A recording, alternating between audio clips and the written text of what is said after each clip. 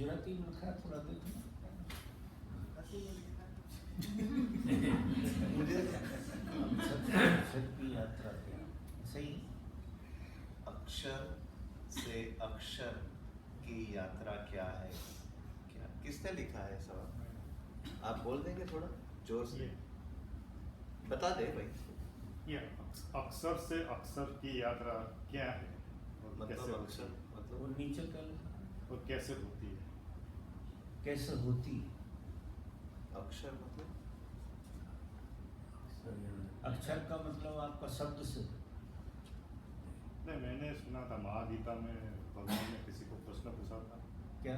भगवान को किसी के प्रश्न पूछा था कि अक्षर से अक्षर की यात्रा होती है या क्षर से अक्षर की। या अक्षर से अक्षर की वो यांत्रिक होती है, और अक्षर से अक्षर वो मांत्रिक होती है, और अक्षर से अक्षर वो तांत्रिक होती है। अक्षर से आपका मतलब क्या है? I think thoughtless. जब आपको इसका मतलब ही मालूम नहीं है कैसे बात करें? अक्षर जो है ये तो शब्द को भी कहते हैं, वर्डलेस। और अक्षर पार ब्रह्म को भी कहते हैं।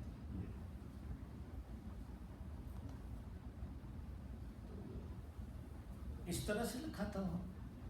मैंने फिर सुना था और उसमें अक्षर से अक्षर की यात्रा, अक्षर जो है पार ब्रह्म को बोलते हैं, ये और पार ब्रह्म से पार ब्रह्म की यात्रा।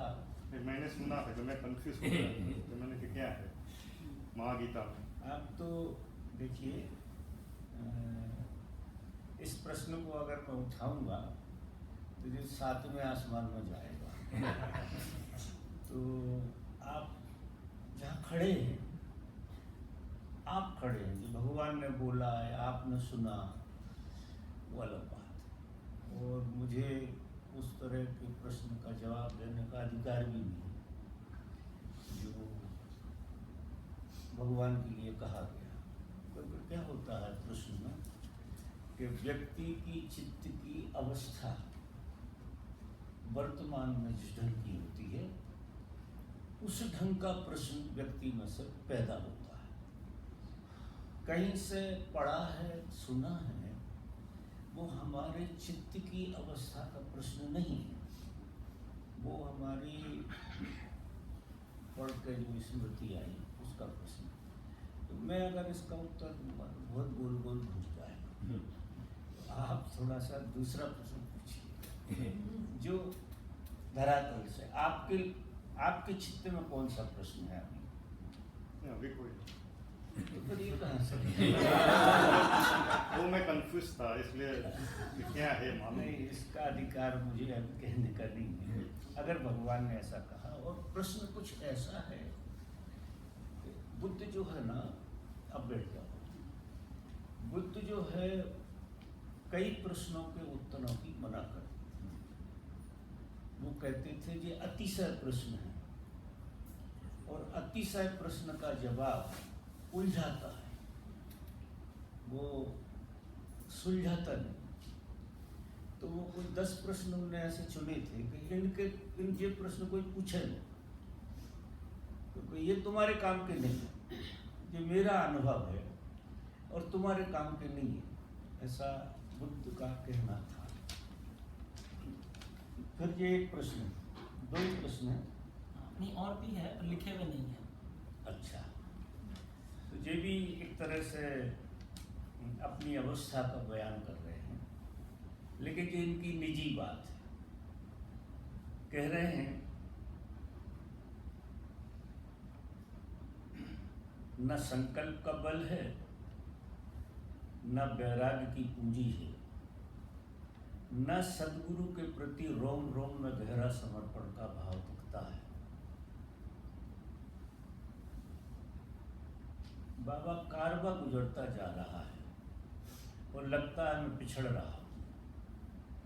भय से कंपित अशांत महासागर में कैसे छलांग लगा लूँगा सकूँगा।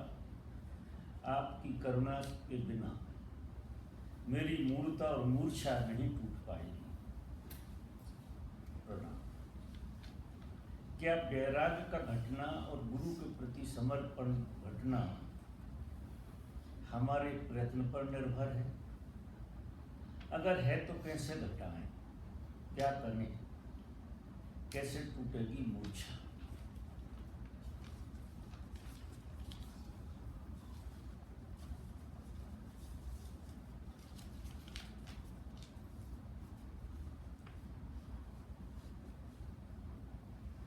देखिए, धर्म की यात्रा में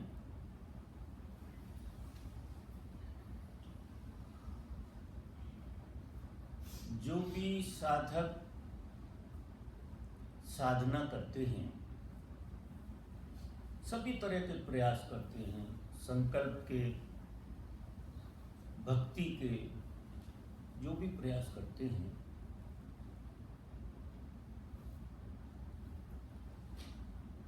जितने यात्रा में धीरे धीरे आगे बढ़ते हैं, उतने उन्हें असफलता का भाव बनता है। ये साधना की किसी जीवंत गुरु के सानिध्य की कीमिया है। साधना के वक्त में जिनको ऐसा लगता है कि वे सफल हो रहे हैं, उनको अहंकार का पकड़ना अनिवार्य है। उनको अहंकार पकड़ेगा ही साधना के समय। सच्चा साधक जब यात्रा करता है तो असफल है ऐसा भाव बना रहता है, और असफल है ऐसा भाव ही उसको बहुत गहरी प्यास में ले जाता है। अगर आप सफल हो रहे हैं साधना में तो ऐसा आप मान रहे हैं तो शायद आप भटक रहे हैं। असफल हो रहे हैं, ये बहुत अच्छी बात है। जिसका भी किसका प्रश्न है जी? अच्छा, उनका प्रश्न। तो असफलता जो है बुरी चीज नहीं, अच्छी चीज है। वो अहंकार को पनपने नहीं देती। और देखिए,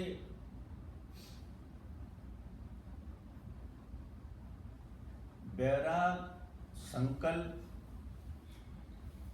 जिनकी आप चर्चा कर रहे हैं, हमारा काम सिर्फ इतना है कि गुरु ने जो आपको दिशा दी है, उस दिशा पे चलना। आपको उस दिशा पे चलना अनिवार्य है। यदि कोई व्यक्ति गुरु की दिशा पे चल नहीं रहा है तो ना तो उसकी कृपा काम करेगी, ना उसके आशीर्वाद काम करेगी गुरु के। ये दोनों तरह से होती है यात्रा।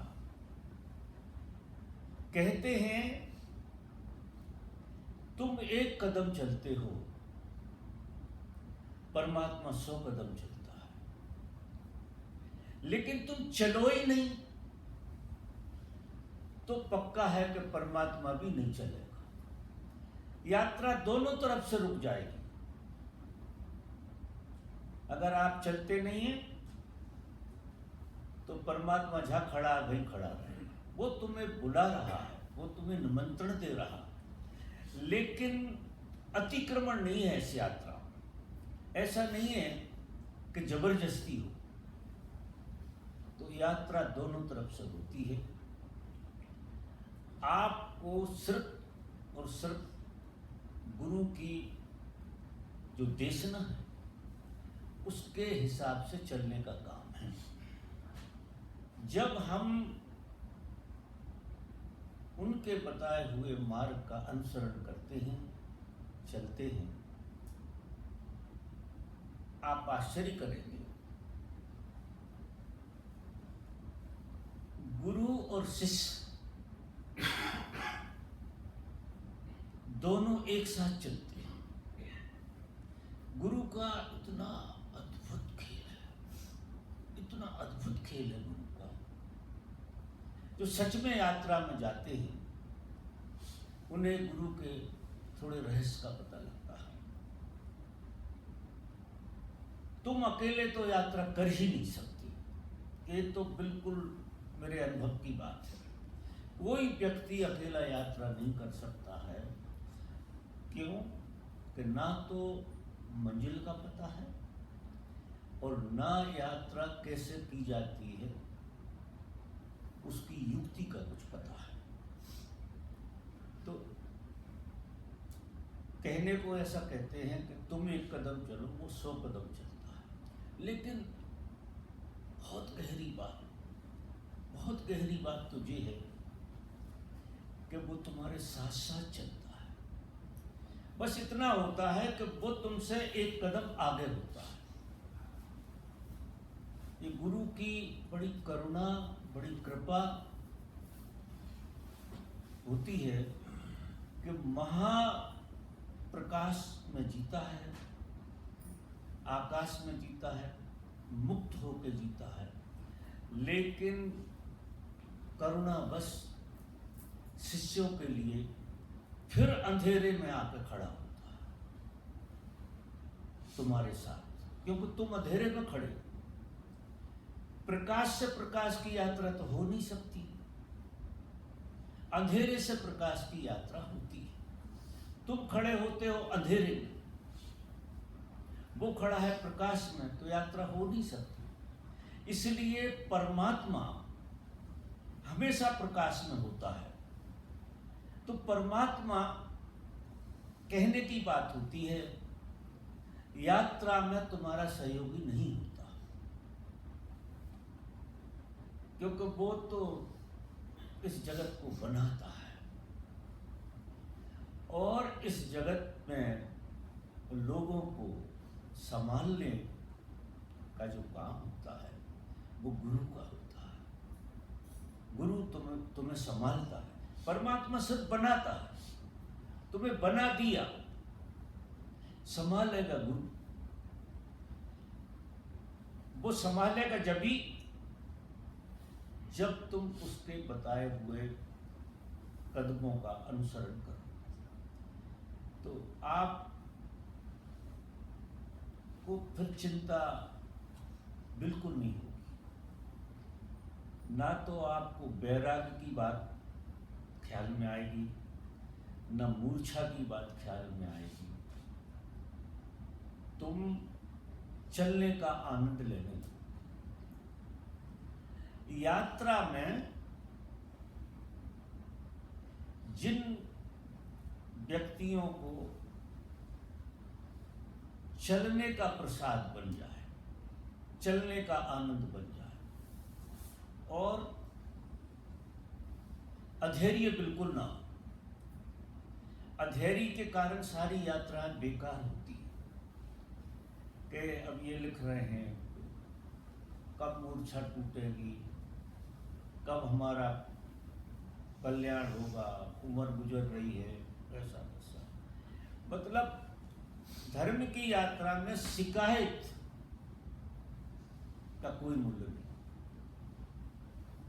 अगर शिकायत आपको आ रही है तो गुरु के प्रति आपकी श्रद्धा कमजोर है। ये बात बताती है कि गुरु के प्रति आपकी श्रद्धा सही नहीं। अगर श्रद्धा गुरु के प्रति, कितनी परेशानियां, यात्रा में परेशानियां बहुत आती हैं, निश्चित आती है, लेकिन यदि गुरु पर भरोसा होता है तो वो सारी बाधाएं कटते कटते कटते कटते आप किसी मंजिल पर जरूर पहुंचते हैं। लेकिन वही मंजिल पर पहुंचते हैं जो यात्रा कि एक कदम चलने का अगर एक जीवन लगे, तुम एक कदम चले एक जीवन में, तो भी बहुत, तुम इतने धन्यवाद से भरो कि एक कदम तो चले। और सबसे ज्यादा धन्यवाद तो इस बात का होना चाहिए कि तुम सदगुरु से जुड़ कैसे गए। एक अंधेरे में बैठा हुआ आदमी, बिल्कुल अंधेरे में बैठा हुआ, उससे कैसे पता लग गया कि कहीं कोई जागृत चेतना काम कर रही है, और वो उसकी तरफ उसका मुंह हो गया। एक बार भगवान अपने लेक्चर में कह रहे थे कि संसार का कोई भी आदमी करोड़ों लोगों में अगर मेरी तरफ मुंह नहीं करता है तो मुझे कोई आश्चर्य नहीं होता, लेकिन एक भी आदमी अगर मेरी तरफ जब मुंह करता है, वो अंधेरे के महासागर में से जब मेरी तरफ कोई देखता है तो मुझे महा आश्चर्य होता है कि ये चमत्कार हो गया, ये कैसे पलट गया, इसने मुंह मेरी तरफ कर लिया। और एक बार इस अंधेरे में से आपका गुरु की तरफ मुंह हो जाए तो मेरा ऐसा मानना है कि आधी यात्रा तो उसी दिन हो जाती है, क्योंकि ये बहुत बड़ी बात है, बहुत बड़ी। जन्मों जन्मों के पुण्य से, जन्मों जन्मों की यात्रा से और जन्मों जन्मों के आशीर्वाद से हम सदगुरु को पहचान पाते हैं। तो वो कहते हैं मनुष्य के 3 भाग होते हैं, भाग्य मनुष्य के। वो भाग्यशाली व्यक्ति है किसी महापुरुष का कार्यकाल चल रहा हो, चाहे बुद्ध का हो, चाहे महावीर का हो, चाहे ओशो का। तुम उसमें पैदा हुए, तुमने गर्भ लिया उस काल में जिस काल में किसी महापुरुष का धर्म प्रवर्तन चल रहा। तो पहला भाग तो आपका।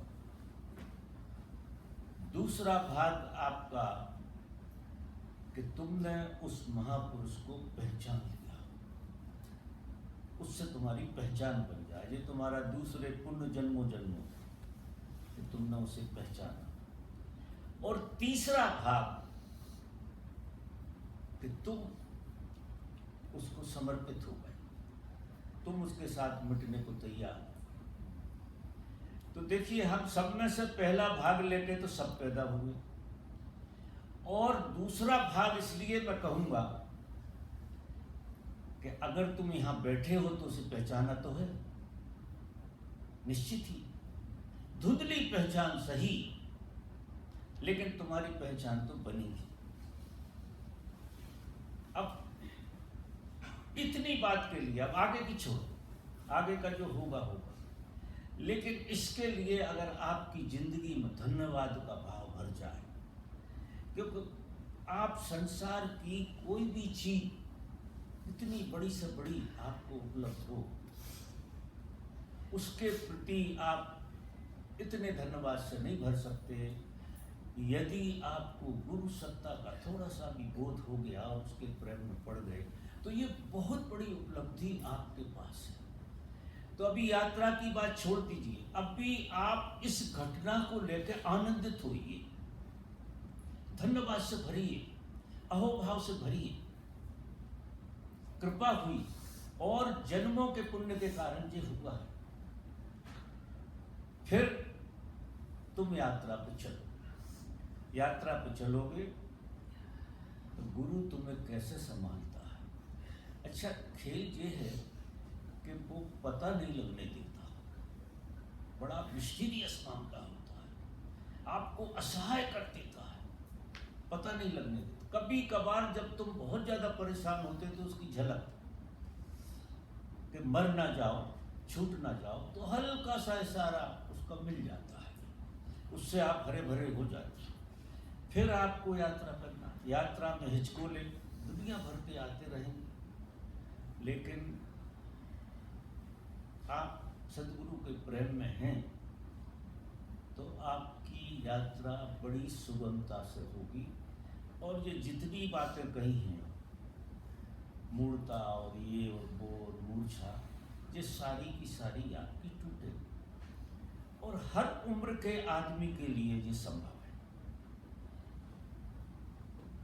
जो यंग जवान हैं उनके अलग प्रयोग हैं, जो बुजुर्ग हैं उनके अलग प्रयोग हैं, लेकिन प्रेम तो सबके लिए, प्रेम तो सबके भीतर से हो सकता है, श्रद्धा भक्ति तो सबके भीतर से हो सकता है। तो जिनका प्रश्न है उनसे मैं निवेदन करूंगा कि आप अपनी तरफ से सिर्फ उनके बताए हुए कदमों पे सिर्फ चलें, बैठ के ना रह जाएं, तो आपकी यात्रा बड़ी अच्छी होगी। अब कोई दूसरा प्रश्न? हाँ, इधर ही आ जाओ महाराज।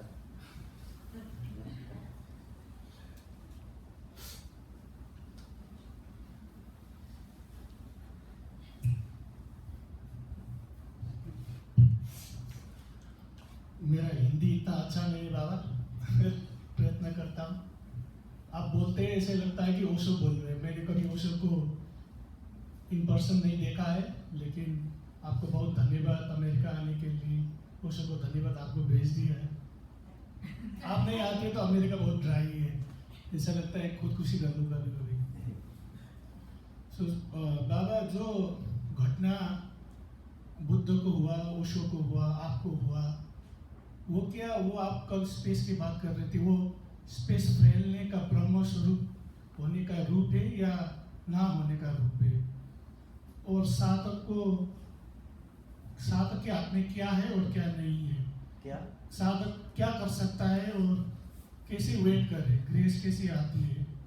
मैं अपनी तरफ से पूरा कोशिश कर रहा हूँ, लेकिन फिर कब कोशिश छोड़ना है, कितना कोशिश करना है, मेरे हाथ में क्या है और परमात्मा के हाथ में क्या है? और ये भी आ रहा था कि आप नहीं हो फिर भी आप अपने शरीर में हो, तो क्या अनुभव होता है? एक सवाल पूछो। नहीं, अभी आपको जैसी आप मर्जी। इतने भाव में हैं कि आपसे प्रश्न बन ही नहीं रहा, क्योंकि आप भाव में इतने जी रहे हैं कि बुद्धि काम नहीं करती। तो वो लिखे नहीं, फिर भी मुझसे जो बनेगा मैं बताता। मैं समझ गया आप क्या कहना चाहते हैं। बाबा, इतना ही कि हाँ बोलिए। जैसे वो सब बोलते हैं कि ब्रह्म शरीर से निर्वाण शरीर होता है ना, जैसे ब्रह्म शरीर से निर्वाण शरीर, जैसे मोमबत्ती को फूंक लिया तो कहाँ जाता है वो? तो वो स्पेस आप जो बोल रहे थे, मेरे को भी कभी कभी लगता है ध्यान करते टाइम मैं फैल रहा हूँ, तो वो फैलने का भी साक्षी होता है या वो फिर बुझ जाता है, वो कहीं खो जाता है? अब बैठ जाओ आप। अच्छा समझ, बहुत अच्छा।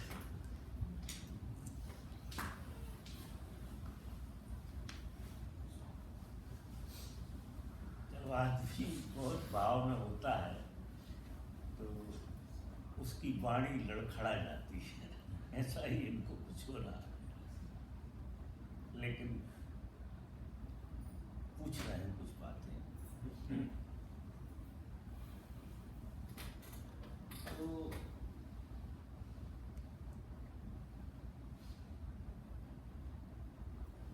बहुत ऊंची ऊंची बातें पूछ ली है हमने।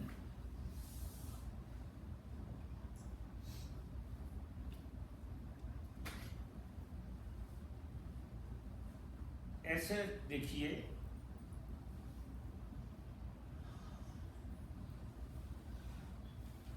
कल मैंने एक बात कही थी कि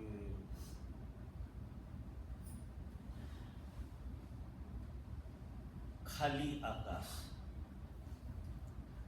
और वो भरा है प्रकाश। या अंधकार से, खाली आकाश। उसी तरह से हमारे अंदर जब सभी तरह के ऑब्जेक्ट खत्म हो जाते हैं, कोई ऑब्जेक्ट नहीं रहता है, सारे ऑब्जेक्ट गिर जाते हैं और हम भीतर बिल्कुल टोटल एम्प्टी हो जाते हैं। जैसे ही तुम एम्प्टी होते हो, वैसे ही ब्रह्म का प्रकाश तुम्हारे अंदर प्रकट हो जाता है। तुम इधर खाली हुए कि उधर परमात्मा ने तुम्हें भरा। ब्रह्म का प्रकाश से तुम इतने भर जाते हो कि तुम ब्रह्म ही हो जाते हो। ब्रह्म की सीधी यात्रा हो नहीं सकती, क्योंकि वो हमारे बावजूद की बात है, लेकिन शून्य तक जाने की यात्रा हम कर सकते हैं। गुरु जो है ना, आपको कहां तक पहुंचाता है? मिटा देता है, बिल्कुल नथिंगनेस में ले जाता है गुरु। आपके विचार, आपके भाव, आपकी प्रतिभा, आपका अहंकार, ये सब गुरु निगल जाता है, खत्म हो जाता है, और आप हो जाते हैं एब्सोल्युटली एम्प्टी, एकदम खाली, जैसे आप है ही नहीं। और जैसे ही किसी की ये अवस्था बनती है, वैसा ही ब्रह्म का अवतरण उसके भीतर हो जाता है, और वो खाली जगह उसी तरह से हो जाती है जैसे हम इस आकाश को, सूर्य आता है तो प्रकाश से भरा हुआ देखते हैं, ऐसे ही तुम्हारे भीतर का खालीपन ब्रह्म से भर जाता है, ब्रह्म के प्रकाश से भर जाता है, जैसा इनने पूछा है। दूसरी बात आप कह रहे हैं कि मैं फैल जाता हूँ,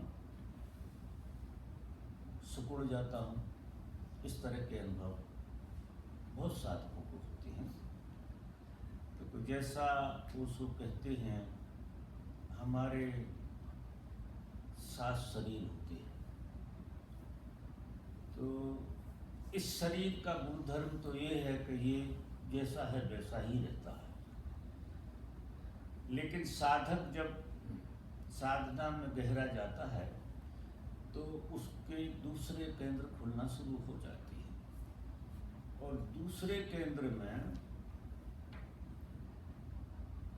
ऐसी प्रतीति आना शुरू हो जाती है कि आपका ये जो शरीर है, इसकी लिमिट खो जाती है, क्योंकि आप इस शरीर में नहीं जीते हैं, आप उस शरीर में जीने लगते हैं। और उस शरीर की क्षमता ऐसी है कि वो बहुत फैलता है और बहुत सिकुड़ सकता है। वो फैल भी जाएगा, इतना फैल जाएगा कि इस कमरे में आपको ऐसा लगेगा आप पूरे भर गए, ऐसा लगेगा पूरे कमरे में। जैसे आप अगर आप खड़े हैं तो इतने बड़े हो गए हैं, इतने बड़े हो गए हैं जैसे आसमान को आप छू रहे हो। इस तरह की घटनाएं उस शरीर में घटती है, और फिर आगे के शरीरों में अलग अलग तरह की घटनाएं घटती हैं। साथ ये सब घटनाएं बहुत गहरे में होता तो मन का ही खेल है, ये मन की ही क्षमताएं होती हैं। जब तक किसी भी तरह का ऑब्जेक्ट आपको दिखाई दे रहा है, चाहे किसी भी तरह का अनुभव आपको हो रहा हो, देखने वाला और दिखने वाली चीज़ें अगर अलग अलग हैं, तो ये मन की ऊंची अवस्था में देखी हुई चीज़ें हैं। फिर मन जितनी ऊंची और अवस्था में जाएगा तो और चीज़ों को भी देखेगा। जहाँ सब चीज़ें दिखाई देना बंद हो जाए, साधक को एकदम एम्प्टी हो जाए, खाली, जब वो खाली होता है तो वो भर दिया जाता है, वो भर जाता है। फिर वहाँ ऑब्जेक्ट नहीं होता, वहाँ ब्रह्म और आप दो नहीं होते, आप तो होते ही नहीं है, फिर वहाँ ब्रह्म ही होता है, परमात्मा ही होता है। ऐसी कुछ घटना घटती है, और इस विषय में ज़्यादा कहने का कोई ज़्यादा मतलब नहीं है। क्योंकि अगर मैं इसी विषय में बोलता रहूँगा तो फिर प्रैक्टिकल कुछ बातें हैं उनके लिए समय नहीं मिलेगा। तो जितने प्रश्न पूछा है, खास तो 2 प्रश्न पूछे हैं कि शून्यता और ब्रह्म, तो वो बता दिया मैंने, और तीसरा खास उन्होंने पूछा है कि मैं फैलता हूँ सिकुड़ता हूँ। तो ये घटनाएं तो घटती रहती, इन पर ज़्यादा गौर नहीं करना। आपकी यात्रा में ये बाधा भी डाल सकती हैं और आप इन बातों को सीढ़ी भी बना सकते हैं, इन पे चढ़कर ऊपर भी जा सकते हैं। और गुरु की कृपा से तुम इन पे चढ़कर ऊपर ही जाओगे, क्योंकि उनके प्रेम में जब तुम होते हैं तो वो एक काम है कि वो भटकने नहीं देता, वो अहंकार को कहीं से जगह नहीं छोड़ता, तो कहीं ना कहीं फंसा देता। आपको अकल आ जाती, इतना हो भी रहा लेकिन उपद्रव तो हो ही रहा है। बढ़िया से बढ़िया अनुभव होते, उससे क्या है, जीवन में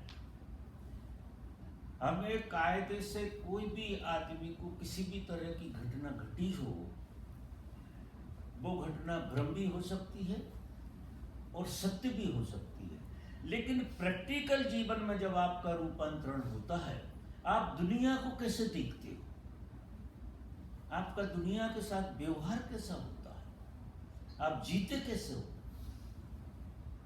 आप देखते कैसे हो, उस पर ज्यादा निर्भर करता है। जब आपको कोई ऐसी घटना घटती है जो वाकई सत्य घटना घटती है, तो जो सच में तुम्हें घटेगा वो बाहर दिखेगा भी। अगर तुम्हें घटा है कि तुम में परमात्मा उतरा है, तो तुम्हें तत्काल ये घटेगा कि समष्टि में परमात्मा उतरा है। व्यक्ति में नहीं उतरता, वो समष्टि में उतरता है। कोई व्यक्ति को इसकी पहचान हो जाती है, सिर्फ व्यक्ति पहचान लेता है, घटता तो सब में है। और कहते ऐसा है कि इस जगत में कहीं भी कितने ही लोग साधना कर रहे हो, किसी को भी बुद्धत्व घटेगा तो एक कदम हम भी उसके साथ यात्रा करेंगे, हमें पता हो कि ना हो। कभी कभी आपने देखा होगा, ऐसा होता है कि आपको अचानक अच्छा लगता है, कोई कारण नहीं होते और आपको लगता है आज यार बड़ा अच्छा लग रहा है। वो वही घटना घटती है कि किसी जगह किसी साधक को कुछ अद्भुत घट गया है, क्योंकि ये घटना व्यक्तिगत नहीं होती, समष्टिगत होती है। अगर ये घटना इस तरह से नहीं होती कि किसी को घटा और उस हमारी यात्रा चालू कैसे होती, हम गुरु को पहचान कैसे लेते, जिसके अंदर वो सत्ता घटी है उसी के साथ हमें थोड़ा बहुत अनुभव जरूर होता है। तो ऐसा उपनिषद कहते हैं कि जब किसी को भी बुद्धत्व घटेगा तो एक कदम पूरी मनुष्य जाति ऊपर उठ जाएगी, एक कदम सब लोग ऊपर उठ जाते हैं। और वो व्यक्ति जिसमें ये घटना घटती है वो हरेक में घट गई हो ऐसा लगता, वो उसे खुद घटी ऐसा नहीं, उसे ये लगी जो समष्टि में घट गई, समष्टि ही बुद्धत्व को उपलब्ध हो गई ऐसा लगता है। तो वो तो घटना के बाद हरेक के पैर छूने लगता है, उसे कुत्ता बिल्ली भी अच्छे लगने लगते हैं। आप आश्चर्य करें, बहुत दिनों बाद फिर अकल आती है कि ये व्यवहार का जगत है, वो अपनी पत्नी के पैर छू ले, उसमें देवी देवता देखने लगे, ऐसी स्थिति हो जाती है उसकी। अगर किसी को ऐसा लगता है कि मुझे घटी है और ये सब बुद्धू हैं, तो समझना मानसिक ये पक्का है कि ये मानसिक रोग लग गया है आपको घटना घटने। अगर आपको ऐसा न लगे कि सब कोई को घट गई है घटना, पता नहीं ये लोग बन के बैठे हैं, क्या है जी, बोल नहीं रहे हैं, क्या कर रहे हैं, फिर वो उनका व्यवहार देखता है। तो व्यवहार देखता है तो उसे लगता है देखो इतनी अच्छी घटना इनको भी घटी है, लेकिन ये शायद समझ नहीं पा रहा है। फिर उसके अंदर करुणा पैदा होती है और उसी की याद दिलाता है वो आपको जो आपको घट गया है, नया कुछ नहीं होता है। आपको अगर घटा नहीं है तो कोई याद दिला नहीं सकता है। आपके अचेतन में घट गई है घटना। तो जब कोई ऐसा आदमी बोलता है और जब आप सुनते हो तो उसके सुनने के साथ उसकी मौजूदगी में आपके अंदर की वो घटना आपको सुरती में आने लगती है। तो काम यहाँ जो है ना सिर्फ याद दिलाने का होता है, यात्रा कराने का नहीं। कि मैं बैठा हूँ सिंहासन पे और आपको कोई यात्रा करना है बड़ी लंबी चौड़ी, ये नहीं है मामला, बड़ा दूसरा है। आपको कैसे याद दिलाई जाए। भगवान ने इतनी कहानियाँ और इतने एंगल से, इतने आयामों से व्याख्यान किया है आपको याद दिलाने के लिए। कभी कभी तो ऐसा होता है जैसे वो उनसे बात करी, वो निसर्गदत्त महाराज थे, उनसे किसी ने पूछा कि आपको कैसे कटे घटना, कैसे हुआ आपके साथ? कि मेरे गुरु ने बोला, जैसे ही उनने बोला वैसे ही मेरे अंदर घट गया। अब ये गुरु या जाने हुए लोग पागल नहीं होते जो तुम्हारे सामने बड़ी बड़ी बातें कहते हैं, बड़ी संभावनाओं की बातें। वो इसलिए कहते हैं कि 100 में से एक को याद आ जाए। उनका जब वो लेक्चर देते हैं, लोगों के साथ बैठते हैं, तो वे इस उम्मीद से बैठते हैं कि शायद किसी को याद आ जाए, और जितनी याद आ जाए उतना जैसे उनका कोई काम हुआ। यात्रा नहीं कराते, याद दिलाते। संवेदना तुम्हारे अंदर थोड़ी कम है, तुम सुन नहीं पाते हो, तो फिर थोड़ा सर्कस कराते हैं। लाइन में करो, ये करो, वो करो, ये सब सर्कस पूरा। काम तो उसी दिन होगा जिस दिन गुरु कुछ कह रहा होगा और आपने सुन लिया होगा, और जैसे ही आपने सुना आप पूरे बदल जाओ, पूरी घटना घट जाएगी आपके अंदर। तो खेल तो बहुत ही मिस्टीरियस है, बहुत ही मिस्टीरियस। तो जिन मित्र ने पूछा है, शायद मेरा इशारा वो समझ रहे होंगे। अब मैं किसी और का प्रश्न देता हूं। नहीं, ये टॉपिक फिर ले जाएगा। पानी।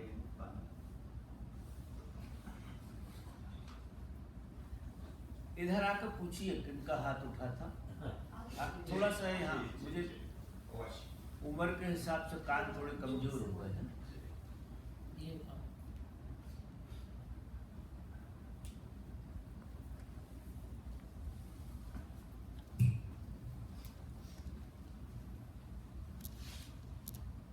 Creative visualization affirmations. Creative visualization affirmations और meditation, क्या हमें उनका उपयोग करना चाहिए? क्या बोल रहे हैं जी? Creative visualization affirmations, nightly affirmations. Should we use them for आप meditation हिंदी as में well? आप हिंदी में हिंदी में creative visualization कैसे करते हैं? मैं समझ नहीं पा रहा। कल्पना, जैसे मैं रात को सोता हूँ तो क्या मुझे पॉजिटिव अफर्मेशन, जैसे क्या मैं ऐसा, जैसे मैं मंत्र जाप करते हुए सोता हूँ, या मैं अपनी आंखें बंद करके तस्वीर देखता हूँ, कोई तस्वीर, कोई कल्पना करता हूँ, क्या उन कल्पनाओं का उपयोग हमें ध्यान में करना चाहिए? क्या ध्यान हमें किसी कल्पना को लेकर करना चाहिए या ध्यान करते समय किसी भी तरह का भाव या कल्पना नहीं होनी चाहिए? चलिए ये देखिए, बताइए। ध्यान का जो रास्ता है, जी। भक्ति के रास्ते में ये चीजें थोड़ी सहयोगी होती हैं जो आपने कही, लेकिन अब बैठ जाओ, यहीं बैठ जाओ। लेकिन ध्यान के रास्ते में समस्त कल्पनाएं बाधा डालती हैं। भगवान विष्णु आपके सामने आके खड़े हो जाएं, खुली आंखों से भी हो जाए, कोई बात नहीं है, खुली आंखों से आपने दर्शन भी कर लिए हों उनके, तो भी घंटा 2 घंटे बाद आप वही के वही आदमी रहेंगे, कुछ भी फर्क नहीं पड़ने वाला। ध्यान के रास्ते में, भक्ति के रास्ते में अलग बात है। भक्ति के रास्ते में ये चीजें सहयोगी होती हैं, क्योंकि ये तुम्हें बहुत अलग आयाम में ले जाती है। भक्ति में क्या होता है कि हम दूसरे में मिटते हैं, ध्यान में क्या होता है हम अपने में मिटते हैं, इतना भेद है। जी। ध्यान में साधक खुद मिटेगा और भक्ति में साधक किसी के लिए मिटेगा।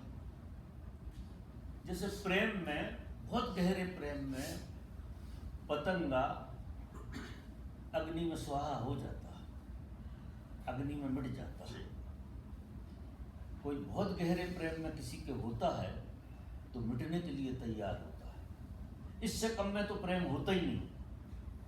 अगर आप मिटने तैयार नहीं है किसी के प्रेम में, तो प्रेम आपका हुआ ही नहीं, ऐसे मानिए। तो ये भक्ति की लाइन में तो आपकी बात मुझे लेकिन ध्यान के मामले में चाहे भगवान विष्णु भीतर आके खड़े हो जाएं, इवन बहुत गहरे में आपका गुरु भी आपको दिखाई दे, वो भी बाधा है।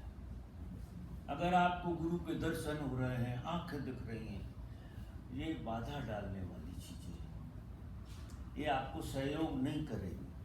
तो गुरु को भी काट देना अगर आपको ध्यान में दिखाई दे रहा हो। ठीक है, आप बताइएगा। क्या क्या बोले ये? बोलते आप बताना, आपको भी काट देंगे। तो कटे ही कटा है।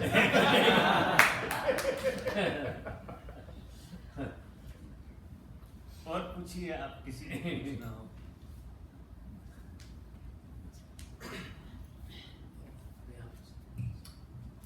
मैं प्रश्न को किसी को लंबा नहीं कर रहा हूँ आज, बहुत सारे लोगों के प्रश्न हल हो जाएं।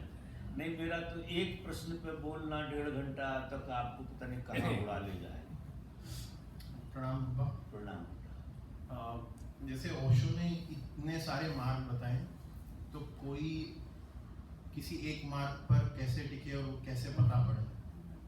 और क्योंकि अक्सर ऐसा होता है कि बहुत भी सुन लो ओशो को तो भी भटकाव जैसा लगने लगता है। तो क्या अगर किसी को एक मार्ग समझ आ जाए तो क्या ओशो के दूसरे मार्ग सुनना भी बंद कर देना चाहिए? देखो,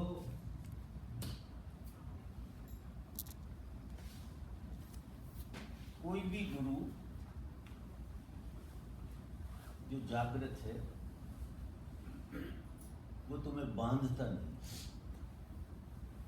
बांधने का काम नहीं करता, वो ऑर्डर नहीं देता कि हमने पकड़ा दी माला तुम्हें तो राम राम जपो, तुम्हारा काम हो जाए। अगर तुमने राम राम जपी माला तो माला से इतनी नफरत हो जाएगी तुम्हें क्योंकि वो जबरदस्ती हुई। तो गुरु क्या करता है कि ये कहता है तुम सब मार्गों में टटोल के दो, इतनी प्रतिभा तो पैदा करो कि तुम्हारा मार्ग कौन सा है। ये गुरु नहीं बताएगा कि ज्ञान 3 तरह के मार्ग होते हैं। एक ज्ञान का मार्ग होता है, एक भक्ति का मार्ग होता है और एक कर्म का मार्ग होता है। कर्म सेवा, एक ज्ञान का जो ध्यान का है, एक भक्ति का जो पूजा है और एक कर्म का जो सेवा है। 3 तरह के मार्ग होते हैं। आपको अपने पे तीनों तरह के मार्गों का प्रयोग करना। ध्यान के मार्ग पर 17 ध्यान की विधियां हैं। तो जब आप सबको टटोलोगे तो जो आपके लिए उपयुक्त होगा वो क्लिक होगा आपके भीतर से। आप जिस दिन वो ध्यान की विधि आपको क्लिक कर जाएगी उस दिन आपको बहुत मजा आएगा और आपको लगेगा कि ये मेरा मार्ग है। वहां से आपको यात्रा शुरू करो। अगर ध्यान का मार्ग नहीं है आपका तो भक्ति के मार्ग को भी टटोल के देख सकते हैं और भक्ति जब आपको फलेगी तो वो भी पता लग जाएगा। फिर तीसरा कर्म का मार्ग है। कर्म का मार्ग जो संसार में सब कोई कर रहे हैं, कर्ता की वजह से वो मार्ग दूषित हो गया है। यहाँ 3 मार्गों के बाहर संसार में कोई जी नहीं सकता है। उनको नहीं जी रहे हो, कैसे जी रहे हो? संसारी को अगर संसार में रहना है तो इन 3 में से एक मार्ग पे तो वो है ही, या तो कर्म के मार्ग पे है, या ध्यान के मार्ग पे है, या भक्ति के मार्ग पे है। वो अलग बात है कि उसको क्लिक नहीं हुआ है तो कुनकुना जीता है। 95% लोग कर्म के मार्ग पे जीते हैं। कर्ता की वजह से कर्म का मार्ग दूषित हो गया। आप पहले जब कोई काम करते थे, हम तो सरकारी डिपार्टमेंट में नौकरी करते थे, तो जब हमारी पत्रिका बनी थी तो सेवा पत्रिका, सेवा पुस्तिका, मतलब आपको सेवा में लगाया गया है, सरकारी सेवा। और कर्म किसी तरह का सेवा ही है। आप एक चीज देखो, लोग अपने लिए क्या करते हैं, बहुत गहरे से।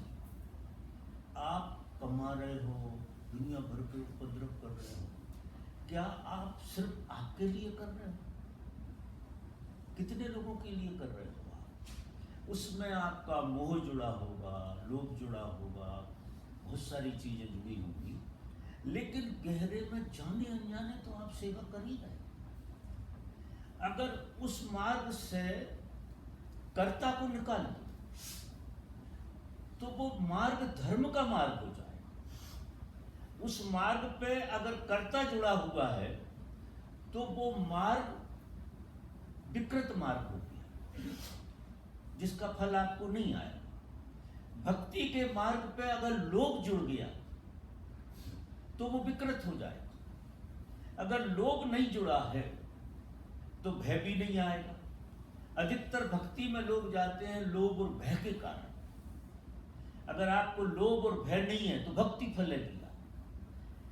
ध्यान के मार्ग पे अनुभव बाधा डालती है और विभूति पाद जो पतंजलि ने कहा है, कुछ उपलब्धियां होती हैं, कुछ लोगों को शक्तियां आ जाती हैं ध्यान के मार्ग पे, वो बाधा डालती है। इन तीनों तरह की बाधाओं को सद्गुरु निकालता है।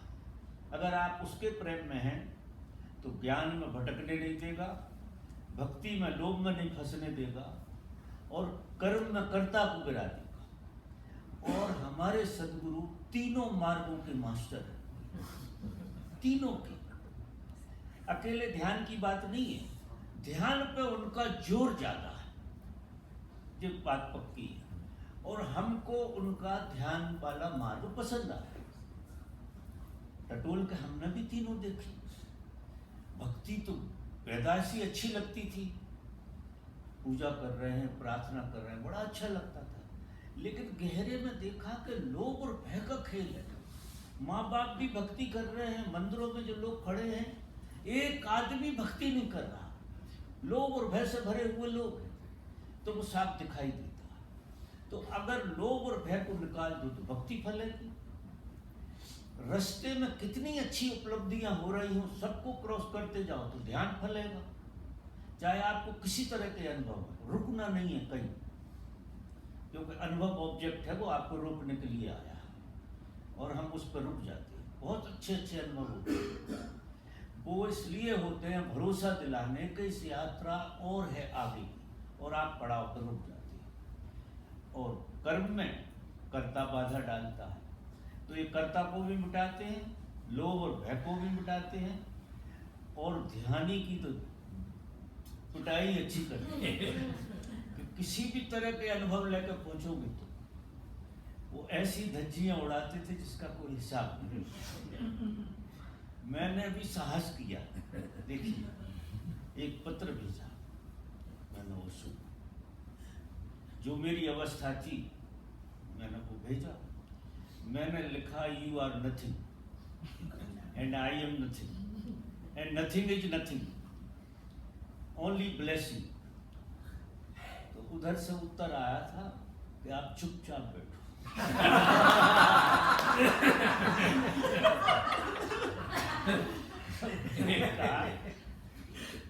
प्रिय पूर्णानंद, आप चुप हो जाइए।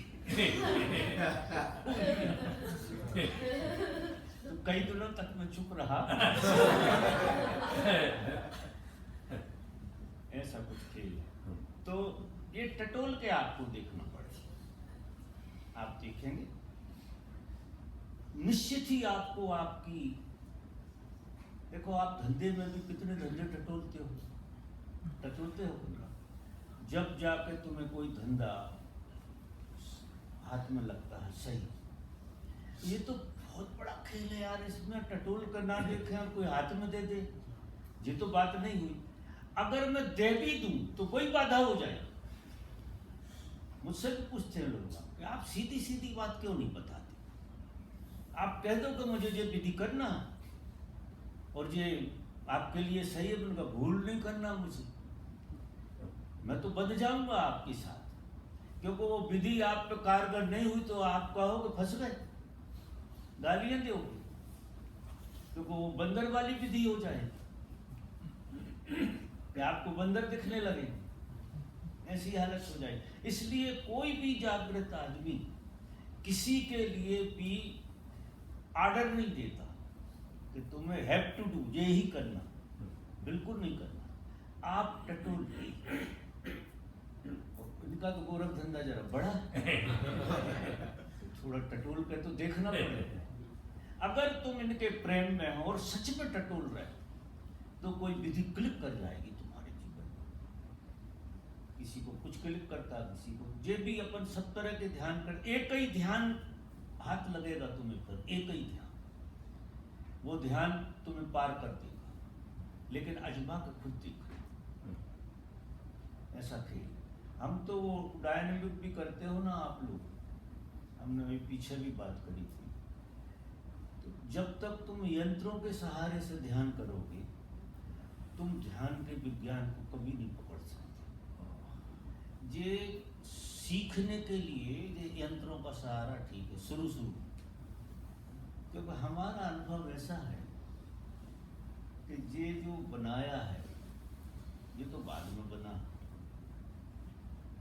शास्त्र बनते हैं बाद में, शास्त्र पहले होता है, उपनिषद बने तो ऋषि पहले है, जिसे बोध हुआ है वो पहले है, उपनिषद तो बाद में। तो ये विधियां जो इसमें डालती हैं ये शुरू की ट्रायल के लिए तो बहुत अच्छी है कि आपने विधि कैसे की जाती है, वो कम से कम 10 मिनट तक होना चाहिए, ऐसा रहता है। अभी क्या होता है, ये विधि फंसाती कैसे, हम देखते, हम ध्यान कराते थे कि 10 मिनट होते नहीं है और उनकी खोपड़ी घूमती है कि ये चरण क्यों नहीं बदल रहा, इतना लंबा कैसे हो गया। अब बजाय गहराई लेने के तुम्हारा ध्यान इस तरफ जाता है, वो टाइम था गहराई लेने का और तुम्हारा ध्यान इस तरफ घुस जाता है। फिर दूसरे चरण में भी ऐसा, तीसरे में, सब में आपका चित्त आवाज पर लगा रहता कि ये कब बदलेगा। चाहे नाद ब्रह्म ध्यान करो तुम, यार ये चरण भीतर से बदलने दो ना, आप ध्यान करो। अगर ये विज्ञान है तो भीतर भी विज्ञान होना चाहिए। तो आप गहरे से जब ध्यान करोगे तो पहला चरण आप में पूरा होगा तो क्लिक होगा वहां कुछ, तभी तो ये बना। उनने जाना के भीतर इतने मिनट में अगर समग्रता से करा जाए तो ये क्लिक हो जाता। तो उनने टाइम रख दिया 10 मिनट। अब वो तो सीखने की, आप कुनकुने कर रहे थे, 20 मिनट भी जा सकता है, क्योंकि उनने तो एक्सट्रीम की बात कही कि एक्सट्रीम पे कोई अगर बहुत जोर से करेगा तो 10 मिनट में गियर बदल जाएगा। ये गियर बदलती है ध्यान में। पहले चरण में गियर बदल जाएगा, दूसरा चरण पूरा होगा तो भीतर से गियर बदलेगा और वो आपको दिखेगा कि गियर बदल गया, तीसरे का बदलेगा और आखिरी गियर भी बदलेगा। तो जाके तुम्हें वो एम्प्टीनेस आएगी हाथ में। अभी एम्प्टीनेस आए कहाँ से? खोपड़ी मशीन में लगी रहती। तो यहाँ ट्रायल के लिए और लोगों को घर में तो बिना इसके करना चाहिए। मेरा ऐसा अनुभव है, क्योंकि ये बाधा है। जो सहयोगी है वो बाधा भी है। किसी तरह की सहयोग तुम कहीं से ले रहे हो, वो सहयोग बाधा भी बनता ही है, क्योंकि हमारे मन को बांध देता है, हम उससे ऊपर जाते नहीं। इसलिए यंत्र के साथ किसी को ध्यान घटेगा नहीं। मैं आपको बात बताऊं, ध्यान घटेगा, कोई और ऑब्जेक्ट होने ही नहीं चाहिए आपके अलावा। आप अकेले ही ध्यान करें। संघ में शुरू दिनों में हमें सीखने की जरूरत है, तो हमें संघ में ध्यान करना चाहिए। उससे हम क्या ट्रेंड हो जाते हैं, कहीं विधि में गलती तो नहीं हो रही है, वो हमने सीख ली। अब क्या जरूरत है, अब हमें अकेले करना चाहिए। फिर तुम अकेले जब ध्यान करोगे तो तुम्हें वो जो आखिरी में वो कहते हैं कि बिल्कुल सब खाली हो गया, वो सच में पता लगेगा कि खाली हो गया। अब बिल्कुल ऐसे हो गए जैसे है ही नहीं। हर ध्यान आपको उस तरफ ले जाता, उस जगह पहुंचा देता। मेरा अनुभव है, चाहे तुम कुंडली करो, चाहे नाद ब्रह्म ध्यान करो, चाहे आप डायनामिक ध्यान करो, ये सब आपको स्पेस में ले जाती है, स्पेस में पहुंच जाती है। फिर स्पेस में आपको लंबा जीना। अब अकेले करोगे तो 1-8 घंटे बैठ सकते हो। यहाँ तो स्पेस आएगा ही नहीं, इसके पहले बाजा बज जाए हो जाएगा। तो देखो, ये सारा इंडिविजुअल मामला है। आपको विधि खुद खोजना पड़ेगा और विधि के विज्ञान को समझ लो, और फिर आपको खुद बहुत ही कारगर उपाय इतने अच्छे, उनकी मैं गवाही देता हूँ। क्योंकि औषधि इतनी अच्छी है अगर ढंग से खाई जाए, क्योंकि इसमें परहेज भी लगता है। विधि के औषधि के साथ परहेज भी लगता है, थोड़ा परहेज का भी ख्याल करना पड़ता है।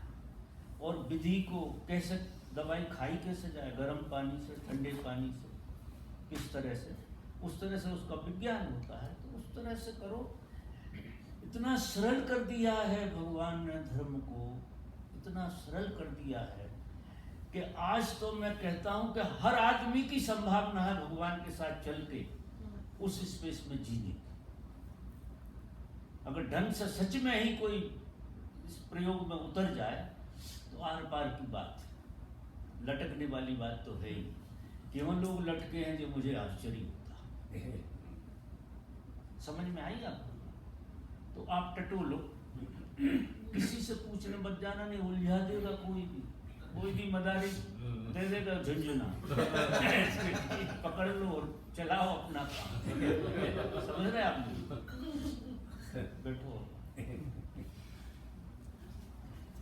हाँ बोलिए।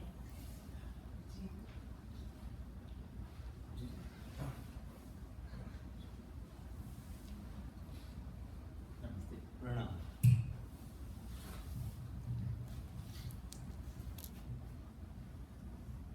ध्यान करना है तो अंदर जाके बाहर के जो डिजायर्स उसको छोड़ के अंदर जाना है। तो एट द सेम टाइम ये भी कहते हैं कि आपको ऐश्वर्य भी होना है। ऐश्वर्य मतलब प्रॉस्परस भी होना है।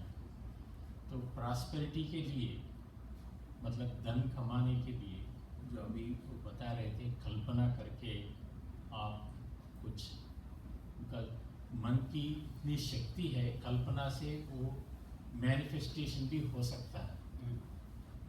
तो ये सही है कि कल्पना को यूज़ करके धन को मैनिफेस्टेशन करना ठीक है, या उसके पीछे ओरिजिनल जो हमारी ध्येय था ध्यान करना, उसको छोड़ के फिर इस तरफ हम भागने लगे, ये हो सकता है। इनका पूरा प्रश्न आपने सुना? अच्छा, मेरा प्रश्न ये है कि हमारा ध्येय तो ध्यान होना चाहिए, ध्यान की तरफ होना प्रायोरिटी चाहिए, पे वो होना चाहिए। प्रायोरिटी पे ध्यान होना चाहिए ताकि वो पहुंच जाए। लेकिन ये भी कहते हैं कि आपको ऐश्वर्य भी होना है, तो ऐश्वर्य होने के लिए तो कुछ तो काम करना पड़ेगा। बिल्कुल करना पड़ेगा। तो वो काम करते करते वो ओरिजिनल जो ध्येय था, गोल था, वो तो हम छोड़ सकते हैं, छूटने का संभावना है। तो ये एक प्रश्न है। और साथ में ये भी है, मन की इतनी शक्ति है, कल्पना करके वो मैनिफेस्टेशन कर सकते हैं, विजुअलाइजेशन करके मैनिफेस्टेशन कर सकते हैं। तो वो मैनिफेस्टेशन के पीछे हम जाके जो ओरिजिनल जो ध्येय था ध्यान करके परम पद को पहुंचने का, वो तो हम भूल सकते हैं। तो वो इसको दोनों को कैसा बैलेंस करें? अब बैठ जाओ। नहीं, अच्छा प्रश्न है, practical. One last reminder, please silence your phones. Told multiple times, please.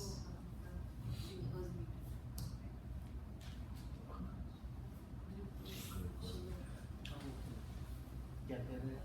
नहीं, मुझे लगा फोन है पर आपका वो ग्लूकोज अच्छा, वो बीप करता है। वो उसका शुगर वुगर का हो। अच्छा। वो शुगर बढ़ गई हो, बंद कर दी उसे। बड़ी होगी, घटी होगी, जो भी हो। देखो,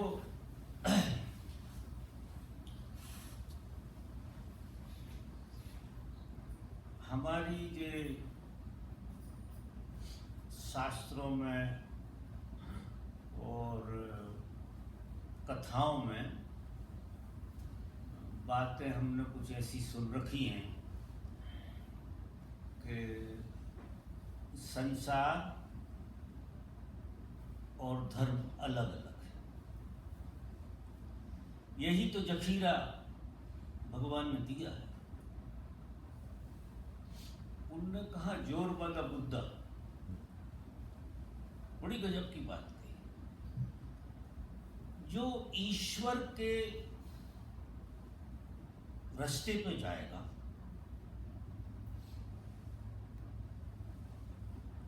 वो ऐश्वर्यवान होगा। ईश्वर और ऐश्वर्य दो चीजें नहीं। आप कह रहे हैं कि इमेजिन करके, कल्पना करके कुछ आयोजन ऐसी करें, ये गलत धारणा है।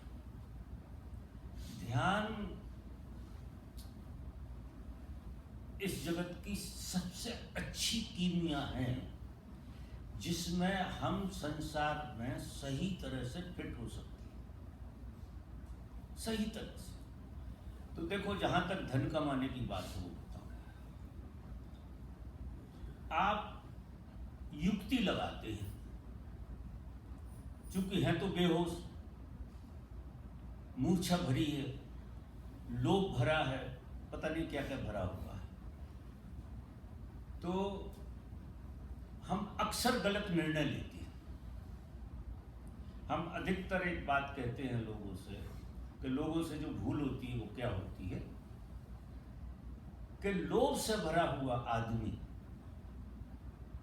सांप में रस्सी देखता है, उसे सांप नहीं दिखाई देता है, रस्सी दिखाई देती, क्योंकि लोभ से भरा, वो गलत निर्णय ले रहा, और गलत निर्णय लेने के कारण आगे जाकर फेल होगा। तो मूर्छा में बैठा हुआ आदमी और क्या करेगा? गलत निर्णय लेगा। भय से भरा हुआ आदमी क्या करेगा? रस्सी में सांप देख लेगा। अब रस्सी में सांप देखोगे तो जो सही युक्ति है, डर के कारण तुम उस युक्ति तक पहुंच ही नहीं पाओगे। मेरा इशारा समझना मैं क्या कह रहा हूं। तो अगर तुम ध्यान से विवेकपूर्ण हो गए तो रस्सी को रस्सी देखोगे, रस्सी में सांप नहीं देखोगे, क्योंकि डर नहीं है, मूर्छा नहीं है, जागृति है। जागृति फोकस से देखती है हर चीज को, ज्यों का त्यों। ध्यान से जितना आदमी संसार में सफल हो सकता है, उतना संसार में रहकर भी सफल नहीं हो सकता। तुम आश्चर्य करो।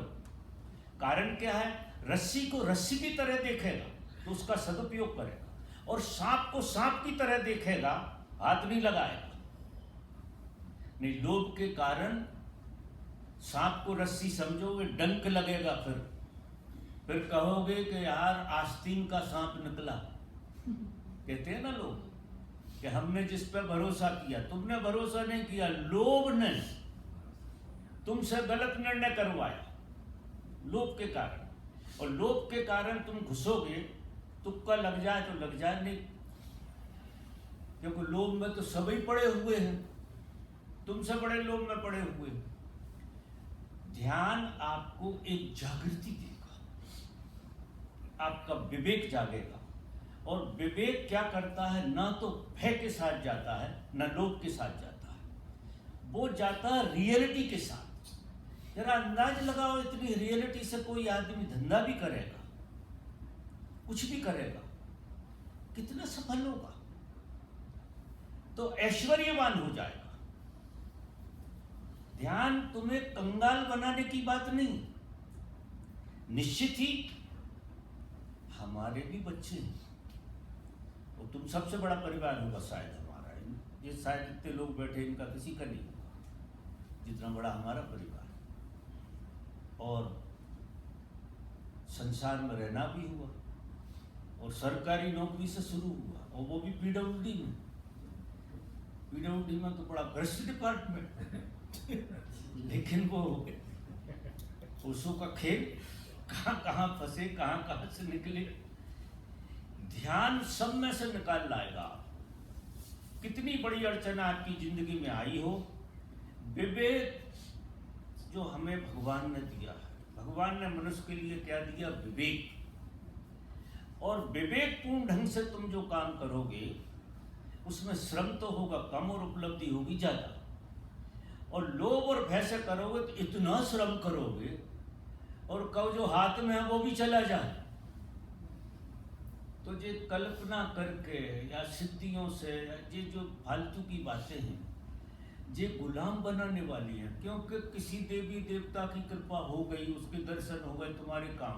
अब भूत की तरह चेटेगा देवता तुम्हारे पीछे, आफत हो जाएगी तुम्हें। तो प्रैक्टिकल है नहीं, जब आंख बंद करोगे जब ही दिखेगा, तुम खाली बैठे नहीं पाओगे। इन चक्करों में हम तो सलाह नहीं देती कि कोई फंसे। वो दरवाजा खोल देना, कोई आया है।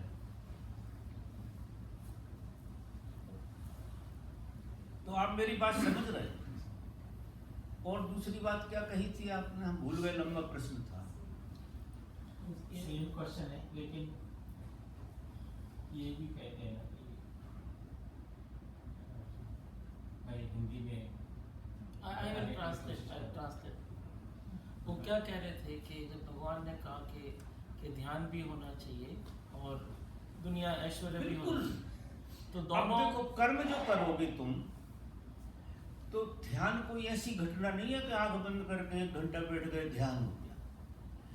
ध्यान से पानी पियो, ध्यान से बातचीत करो। आज सवेरे कह रहे थे। इसके लिए मैं जो है सभी लोगों को एक विधि देता हूँ। लोग मानते नहीं हैं, बढ़िया में बढ़िया विधि देता हूँ, लोग मानते नहीं। हम दुनिया में व्यवहार में सबसे ज्यादा बेहोश होते हैं बोलने में। जब आदमी बोलता है तो बोलते ही चला जाता है, इतना बेहोश होता है, उसे होश ही नहीं होता कि वो क्या कह जाता है। और संसार में जितने बिगाड़ सुधार होते हैं, कोई बंदूकें नहीं चलती, ज़्यादा बोलने से होती। जिस व्यक्ति की वाणी जाग जाए, और ध्यान क्या करेगा, आपकी वाणी जगाएगा।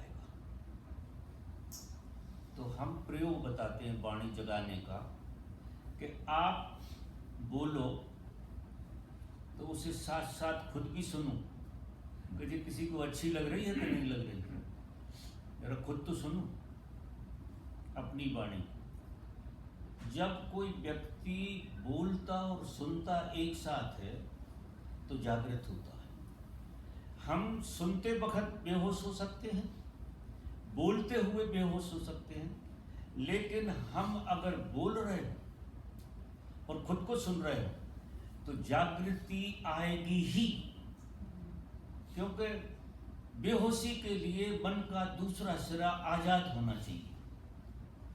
समझ रहे हैं मेरी बात? मन का दूसरा सिरा कुछ भी करता हो, तुम राम राम जपते हो, और मन का दूसरा सिरा दुकानदारी भी चलाता हो साथ साथ, तो मंत्र सिद्ध नहीं होने वाला है। और दुनिया में सफल वही लोग होते हैं जिनकी वाणी थोड़ी जाग गई है। वाणी का इतना बड़ा खेल है। भगवान से हम जुड़े और भगवान का जो इतना विस्तार हुआ, लंबा चौड़ा, कमरे में बैठे रहे, घूमे तो थे ही नहीं। एक बार अमेरिका आए थे, फिर चले गए, वो तो संकट वाले ही काम रहा था। लेकिन उनके एक 10 बाई 20 का होगा, कमरे में बैठे बैठे इतने चमत्कार घटे कि 10,000 लोग आने लगे सेंटर पे। वो क्या खेल, वाणी जागी हुई थी। जब उनका लेक्चर सुनता है आदमी बेहल हो जाता है। क्यों हो जाता है? वाणी जागृत है, तुम्हारे प्राणों को झंकार देती। और उनका इशारा है कि जीवन में सच में अगर तुम ठीक से जीना चाहते हो तो सबसे पहले वाणी को संभालो। अगर किसी की वाणी होशपूर्वक आने लगे, और तरकीब में बता रहा हूं कि सुनो और बोलो साथ साथ, एक साथ करोगे, मन के दोनों कोने लग गए, जागृति आएगी, साक्षी खड़ा हो जाएगा। आप साक्षी की कितनी यात्रा करके देख लो, और इस प्रयोग को करो कि बोलो और सुनो। अगर दोनों मन के काम लग गए तो पीछे साक्षी खड़ा रहेगा, बोलने को भी सुन रहा है और सुनने को भी सुन रहा। सुनने वाला भी वही, बोलने वाला भी वही, मन के दोनों हिस्से लग गए तो साक्षी खड़ा हो जाएगा पीछे। संसार में और अध्यात्म चोली दामन का साथ है।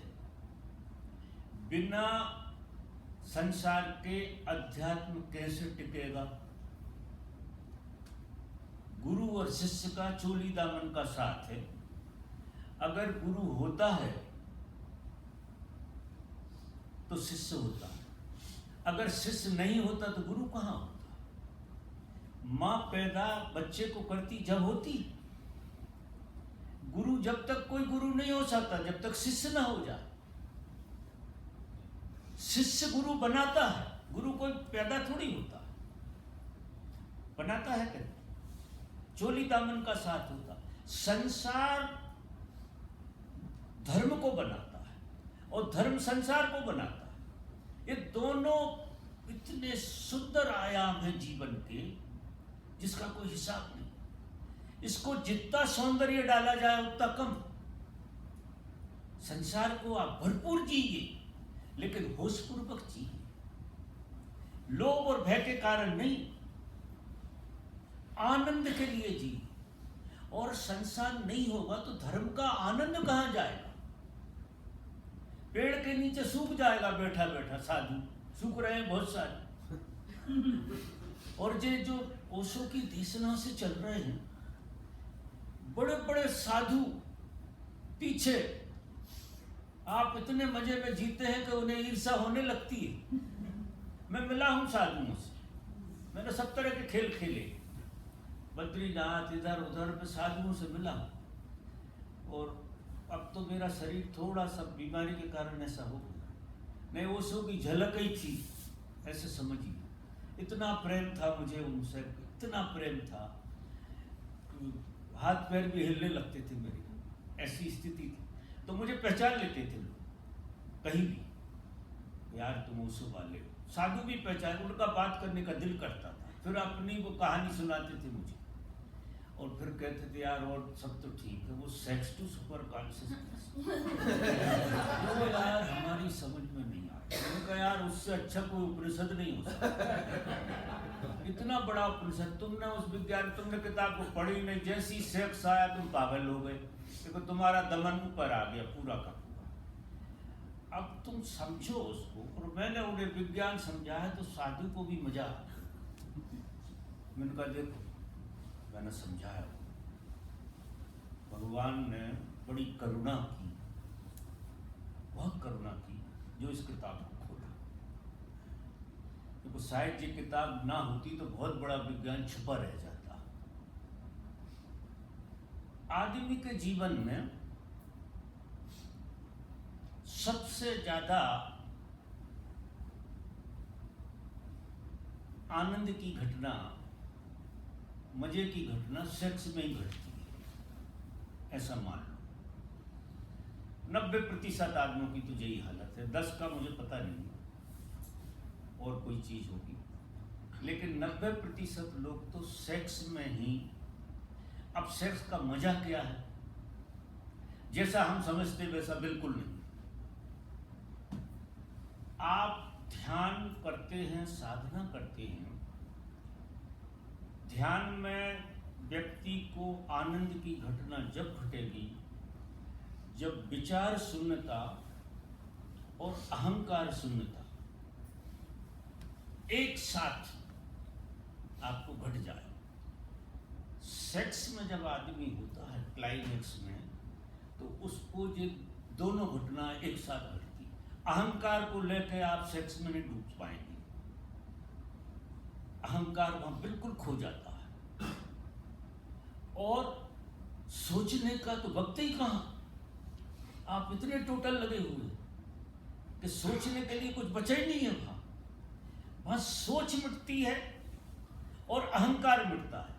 घटना का मजा नहीं है, मजा देखो कोई और चीज का मजा है, और हमने और चीज का मजा मान लिया। वो प्रकृति ने एक दरवाजा हमारे लिए खोल कर रखा कि तुम संसार में विचार शून्यता और अहंकार शून्यता के गेम को संसार में तुम समझ नहीं पाओगे। तो प्रकृति ने क्या किया कि एक दरवाजा खोल दिया सेक्स का, उसमें तुम्हें अहंकार शून्यता का बोध होता है और वो तुम्हें क्षणिक सुख देकर चला जाता है। ध्यान में भी जय की जय घटना घटती है। साधक जब ध्यान में गहरा जाता है तो ना वहां अहंकार होता है और ना विचार होती है। विचार शून्यता और अहंकार शून्यता जहां एक जगह खड़ी होती है वहां आदमी को समाधि आ जाती है। तो मैंने कहा देखो ओशो ने क्या गजब का विज्ञान खोला कि समझा दिया, सेक्स से समझाया कि विचार शून्यता और अहंकार शून्यता की वजह से आनंद बहुत ज्यादा जीवन में जो छुपा हुआ वो प्रकट होगा और फिर वही का वही समाधि में आता है। तो समाधि में जब भी साधक साधना में गहरा जाता तो ये स्पष्ट, फिर इतने उपद्रव में क्यों पड़ेगा, इतनी झंझट है उसमें, तो झंझटें बहुत है क्योंकि दूसरे को संभालो भी, अवेरो भी, दुनिया भर के कर्म है ना, और इसमें तो कुछ भी नहीं है। तो सेक्स से मुक्त कौन ने किया? जो बीमारी थी उस तरह से हमने उसकी औषधि बना ली, उससे विज्ञान खोल दिया जो ओशो ने खोला। और ध्यान में जब आप जैसे जैसे गहरे जाओगे आपको इतना आनंद आएगा। वही विचार शून्यता, अगर गहराई तक आप गए हैं तो विचार शून्यता और अहंकार शून्यता दोनों एक जगह एक दूसरे में लय हो जाती हैं और वह समाधि का अवतरण होने लगता है, आपको ध्यान का अवतरण होने लगता है। वो साधु को इतना मजा आया, जिस साधु से मैंने ये बात कही वो कहने लगा ऐसी बात थी। उनका यार ऐसी बात है, तो तो यार कहीं उन्हें फिर मंच पे नहीं कहना चाहिए थी। वहाँ अरे जो सीक्रेट बात है कम लोगों से कहना चाहिए थी, हर एक के काम की नहीं है। उनका मंच पे कौन कहता तुम्हारी ताकत है, तुम्हारी ताकत है। एक धार्मिक गुरु ऐसी बात, कितना साहसी आदमी, जरा अंदाज तो लगा। और हम सब तो गोली मारने खड़े हुए, लेकिन उसने छाती कर ली है, मैं सत्य को कह के जाऊंगा चाहे मर जाऊं। और उन्होंने उस बात को कही। और इसमें लोग फंसे भी, जिनको समझ में नहीं आई वो फंसे, और जिनको समझ में आ गई उनके बारे में आ रहे हो गए। यार इससे अच्छी मुक्ति तो कुछ हो ही नहीं सकती, क्योंकि समाधि का पता तो सेक्स के माध्यम से तुम्हें है ही कि वो कुछ है, और तुम खोज भी वही रहे हो कि वो परमानेंट रुक जाए। वो वहां परमानेंट का काम नहीं है, वहां क्षणिक का खेल। तो वो क्षणिक ने हमको एक प्यास जगा दी कि हमारे जीवन में कुछ परमानेंट ऐसा होना चाहिए। और जब ध्यान में गए तो वो परमानेंट में आ गई बात। जब देखो, जब आंख बंद करी के मजे हो रहे हैं, इधर उधर देखने की जरूरत ही नहीं, न दुनिया भर के उपद्रव भोगने। तो गलत क्या बोले वो, मैंने उन्हें समझाया तो वो मान गए बात, ईमानदारी से मान गए। उनका भैया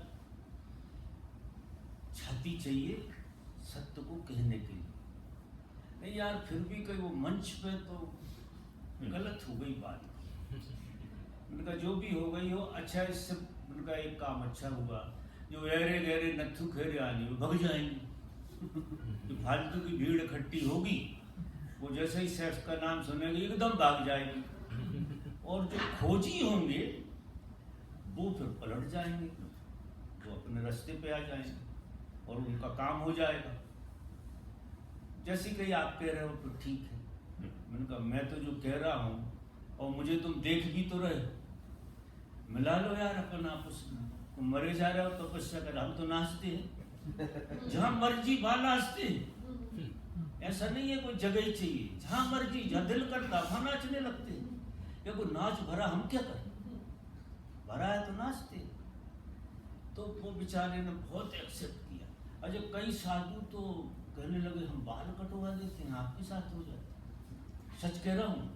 अरे यार ऐसा खेल है तुम्हारे यहाँ, तो हम जो बाल कटवा देते हैं, आप हमें शिष्य बना लो। अब 20 साल से वो साधु हैं। मैंने कहा भैया मुझे पता है तुम 20 साल से साधु हो, बड़ा मुश्किल है तुम्हारे साथ काम करना, मेरे साथ बहुत सारे लोग दूसरे। ऐसा है। और कोई प्रश्न रह गया हो? अभी भी रह गया? चलो आपका जवाब भी मिल जाएगा। इधर ही आ जाओ यार, तुम्हारी शक्ल भी देख लेंगे। आपका प्रश्न? अच्छा मैं समझ रहा हूँ ना, वो सेकंड नंबर बैठ जाओ लाइन में। बाबा हृदय भाव से भर जाता है, आँख में से आंसू आते हैं और समर्पण का जो भाव आता है वो ध्यान का परिणाम है या वो भक्ति भाव? ध्यान का ही परिणाम। बहुत शुभ है कि आंसू आते हैं, बहुत अच्छी बात है।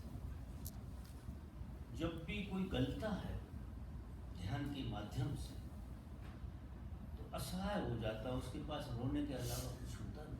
मैं भी बहुत रोया, बहुत रोया, सबसे ज़्यादा पहाड़ों पे बैठ के अकेला रोता था, इतना रोना निकलता था।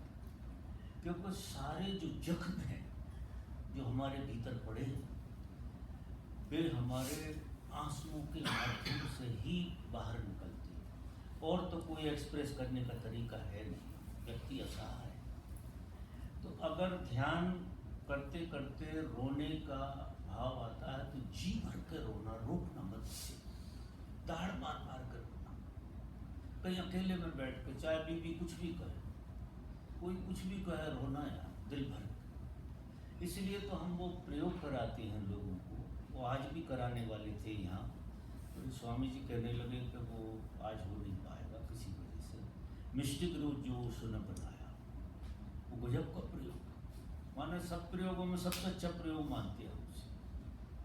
वो आपको रोना और हंसना दोइयों से बाहर करती था, क्योंकि दो ही चीज़ें तो हमने दबाई हैं, रोना दबाया, हंसना दबाया। तो उसमें जी भर के हंसो। 21 दिन का होता है तो 3-3 घंटे लगातार रोना होता है, 3 घंटे लगातार रो। आपके बीच 7 दिन लगातार 3-3 घंटे, और 3-3 घंटे फिर हंसो। पहले हंसो और फिर रो, पहले हंसने से शुरू करो, रो, और फिर जरा चुप बैठोगे तो जिस आकाश की मैं बात कहता हूँ उसको जीने लगो। तो ये रोना जो है ना, बड़ी अच्छी बात है। आप रोइए, भाव से रोइए, ये ध्यान में बाधक नहीं है, सही हो। जब ये सब निकल जाएंगे तो तुम खाली हो जाओ, तो ध्यान का पता लगेगा। समझ रहे हैं? अब उधर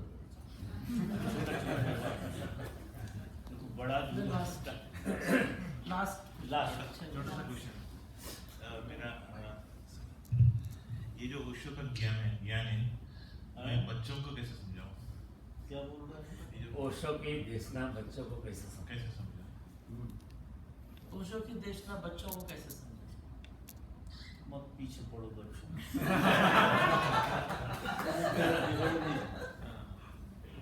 शुरू से सुधारोगे तो सुधरेंगे। देखो, जब तक कोई बिगड़ने की पीड़ा ना भोग ले तो सुधरने का मजा नहीं आया। इसलिए हमने भी किसी बच्चे पर नहीं थोपा कि तुम बिगड़ लो, जाओगे कहाँ? बीच तो गिर ही गए, तुम जाओगे कहाँ? जब तुम्हें अकल आ जाएगी लौट के यहीं आने वाले। तो मैं किसी को सलाह नहीं देता कि बच्चों को लगा दो उसमें, छोटे छोटे बच्चे उन्हें ध्यान में लगा दो।